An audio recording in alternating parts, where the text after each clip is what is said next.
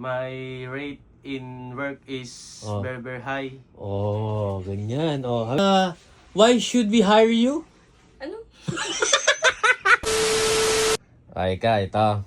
Siyempre, balang araw.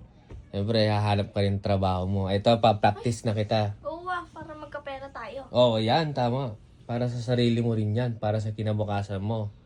O, ito. Kunwari, mag-apply ka ng trabaho. O, kahit ang trabaho, flight attendant, o ano man, kung ano man yung pangarap mo sa buhay. O, kunwari, tayo ka. O, kunwari, ipapractice ka na namin para handa ka na sa future mo. O, kunwari, English to ha. English to. Handa ka naman, handa. Handa. I'm ready. Interviewin ko itong mama sir para matuto na siya. O, sige, kunwari. What's your name? My name is Princess Agati Agustin. Wow, okay, pwede eh. How old are you? I'm 10 years old. Ayun. Why should we hire you? Ano?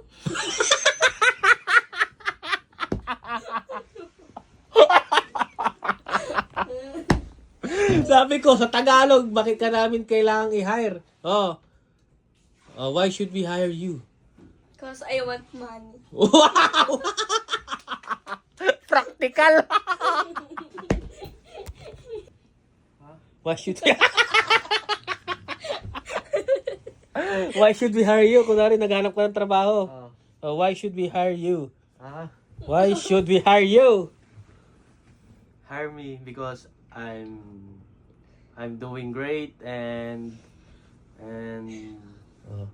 my rate in work is very, very high. Oh, ganyan. Oh, dapat ganun ay ka. Dapat ganun ang sagutan mo. Why should we hire you? Because I want money. Practical talaga ito eh. Tito Jazz, totoo naman kailangan ko ng pera. Oo nga, pero hindi naman yung ganun agad yung sagot mo. Paano ganun? Tulad ng sagot ni Tito John mo ulit. Why should we hire you?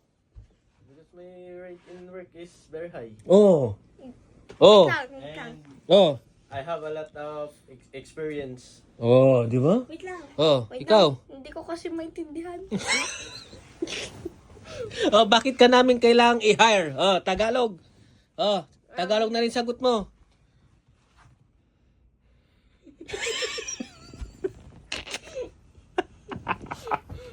Hello?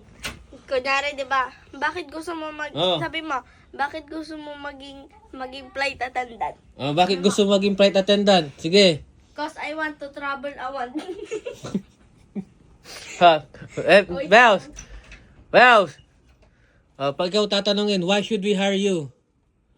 No. Why should we hire you? Kung nag-apply ka ng trabaho. Interview, why should we hire you? You should hire me because I hired you. Sarito. Ay, naku po!